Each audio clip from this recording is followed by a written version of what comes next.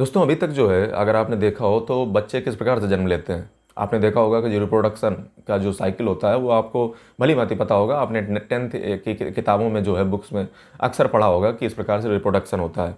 फिलहाल पहले तो जो है रिप्रोडक्शन जैसा कि आप जानते हो नेचुरली रिप्रोडक्शन होता था, लेकिन उसके बाद जो है ये आईवीएफ एक टेक्नोलॉजी आई। आईवीएफ में होता क्या था, आईवीएफ में जो है एक फीमेल का जो है जैमेट और एक जो है मेल का जैमेट, दोनों को जो है फर्टिलाइज किया जाता था। उसके बाद जो है उसको एम्ब्रायो को, वो जो एम्ब्रायो है उसको जो है सेरोगेट कर दिया जाता था किसी मदर के उसमें स्टोमक में। उसके बाद जो है वो जो है बड़ा होता था बच्चा, और उसके बाद जो है उसकी डिलीवरी पॉसिबल हो पाती थी। यानी कि आईवीएफ ये टेक्नोलॉजी थी जिसमें जो है एक मेल का जो है स्पर्म और एक फीमेल का जो इग है उसको जो है निकाल करके फर्टिलाइज करके उसके बाद जो है उसको एम्ब्रायो बना करके और किसी के जो है सेरोगेट कर दिया जाता था किसी के भी स्टोमक में, मतलब महिला के।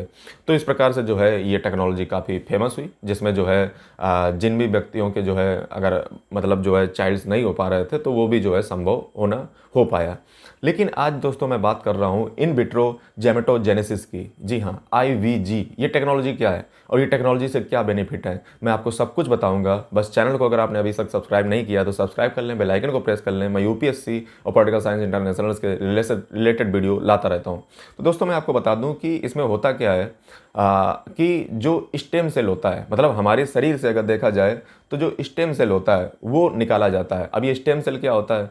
स्टेम सेल वो सेल होता है जिससे जो है मॉडिफाइड करके आप कुछ भी जो है बना सकते हो। जैसे आप चाहो तो जो है इग भी बना सकते हो और स्पर्म भी बना सकते हो। जैसा कि आपको पता होना चाहिए, इग होता है महिलाओं में यानी कि वुमेन्स में, और स्पर्म होता है पुरुषों में देखा जाए तो स्टेम सेल क्या करते हैं, हम शरीर से जो है स्टेम सेल निकालते हैं। निकालते कहाँ से हैं? तो स्किन से आप निकाल सकते हो, त्वचा से निकाल सकते हो, हेयर से निकाल सकते हो या ब्लड से निकाल सकते हो।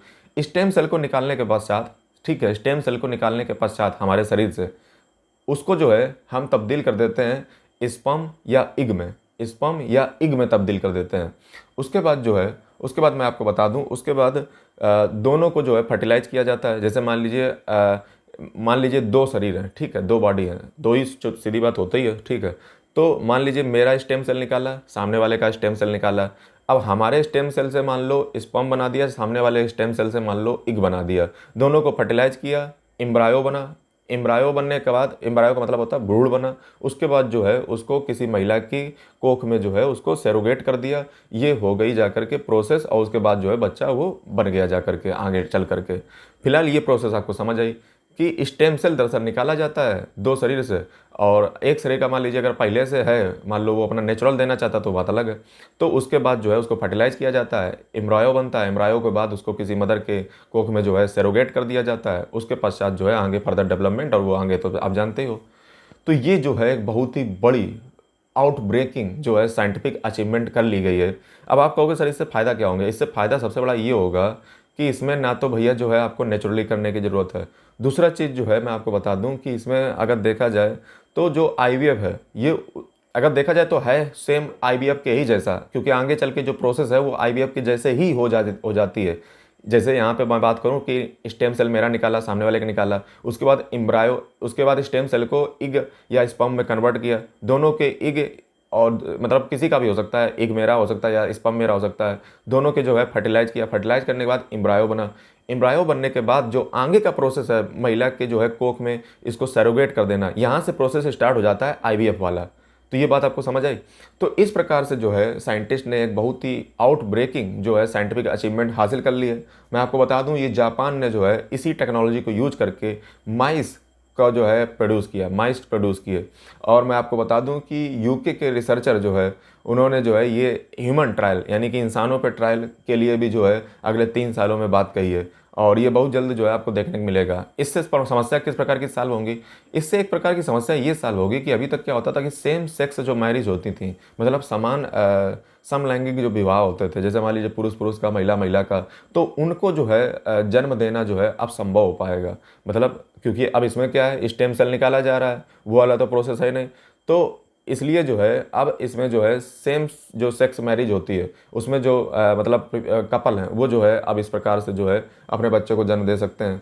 साथ ही में जो है इसके में अगर देखा जाए तो ये आईवीएफ से किस प्रकार से डिफरेंट है वो भी मैं आपको बता देता हूँ। साथ ही में भविष्य में अगर देखा जाए तो ऐसा रिसर्च कह रही है कि भारत में अगर देखा जाए स्पर्म जो काउंट है वो जो है बहुत कम हो रहा है, यानी कि 50 सालों में जो है स्पर्म काउंट जो है वो आउट डिक्लाइन कर जाएगा पुरुषों में देखा जाए तो। और भारत का जो रिप्रोडक्टिव जो अगर देखा जाए जो रेट है वो आज अगर फर्टिलिटी रेट देखा जाए तो वो भी 2.1 करीब आ चुका है। तो ये भी काफ़ी चिंता का बात है कि भारत की जो जन्म दर है वो घट रही है। ये भी चिंता की बात है। इस समय ये जो है एक महत्वपूर्ण एक टेक्नोलॉजी रोल जो है प्ले कर सकती है, जो भी जो है माँ बाप नहीं बन पाते हैं। तो मैं आपको बता देता हूँ कि इन विट्रो गैमेटोजेनेसिस और इन विट्रो फर्टिलाइजेशन के बीच में क्या डिफरेंस है। तो जो इन विट्रो गैमेटोजेनेसिस है, यानी कि जो अभी ये नई टेक्नोलॉजी है, इसका सोर्स क्या है, इसका जैमेट का सोर्स क्या है। तो आईवीजी का जो जैमेट का सोर्स है वो है स्टेम सेल, और स्टेम सेल से इग या स्पर्म आप बना सकते हो आपके शरीर से लेकर के। जबकि जो आईवीएफ होता है इसमें आपको नेचुरल प्राकृतिक इग, यानी कि जो इंसान मतलब वो है उसी के प्राकृतिक इग और स्पर्म चाहिए होते हैं। ये दोनों में बेसिक डिफरेंस है। जेनेटिक एडिटिंग की बात की जाए, यानी कि जो है अगर देखा जाए तो इसमें भी अगर देखा जाए तो जो आईवीजी है इसको ऐसे नहीं एकदम स्टार्ट कर दिया जाता है। इसमें जो है मैं आपको बात करूं, अगर कोई हार्मफुल ट्रेट्स होते हैं, यानी कि हार्मफुल कुछ भी चीज़ होती है तो उसको पहले से ही बाहर कर दिया जाता है, रिमूव कर दिया जाता है। और अगर आईवीएफ में बात की जाए तो उसमें भी स्क्रीनिंग होती है, ठीक है, उसमें भी ऐसे डायरेक्ट नहीं कर दिया जाता है। तो दोनों में जो है जेनेटिक एडिटिंग जो है वो लगभग अगर देखा जाए तो है। और दूसरी चीज़ देखी जाए तो रिप्रोडक्टिव एज क्या होनी चाहिए। तो इसमें जो है अगर देखा जाए तो मतलब किसी भी एज में जो है आप आईवीजी कर सकते हो, मतलब किसी भी एज में आप जो है जन्म दे सकते हो बच्चों को। ये जो है आईवीजी में पॉसिबल है। जबकि आईवीएफ में जो है अगर देखा जाए तो ये एज पे मैटर करती है, क्योंकि उसमें नेचुरल एग और स्पर्म चाहिए होता है। लीगल स्टेटस क्या है, तो आईवीजी जो है उसको कई देशों क्या बल्कि पूरी दुनिया में ही मोस्ट कंट्री में जो है अभी कोई लीगल स्टेटस नहीं मिला है, क्योंकि नई चीज़ है।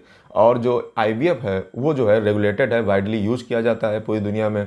और एथिकल कंसर्न क्या है, तो ये जो है डिजाइनर बेबी और जेनेटिक सिलेक्शन को लेकर के जो है ये एथिकल कंसर्न है आईवीजी के साथ, क्योंकि इसमें जो है जेनेटिकली मॉडिफाइड हो जाता है, जिससे डिजाइनर बेबी का जो है खतरा बना रहता है।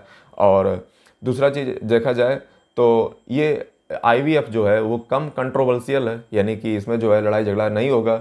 और ये जो है एम्ब्रायो के सिलेक्शन को जो है महत्वपूर्ण देती है। जैसे आईवीएफ में क्या है, आईवीएफ में आप एम्ब्रायो को स्वयं से चूज़ करते हो कि किसका जो है मतलब आप जो है फर्टिलाइज कराने वाले हो, तो उसमें ये खतरा है कि एम्ब्रायो को आप स्वयं से चूज़ कर रहे हो। जबकि यहाँ पे खतरा क्या है, इसमें आईवीजी में खतरा ये है कि व्यक्ति क्या कर सकता है कि पहले से ही जेनेटिकली मॉडिफाइड बेबी को जन्म दे सकता है। इससे डिजाइनर बेबी का कॉन्सेप्ट, इससे इनइक्वलिटी बढ़ेगी। पता चला आपने जो है उसको ज़्यादा दिमाग दे दिया या कुछ भी दे दिया, तो इसके खतरा बने रहते हैं। तो उम्मीद करता हूँ दोस्तों आपको छोटे से वीडियो में काफ़ी कुछ समझ आया होगा।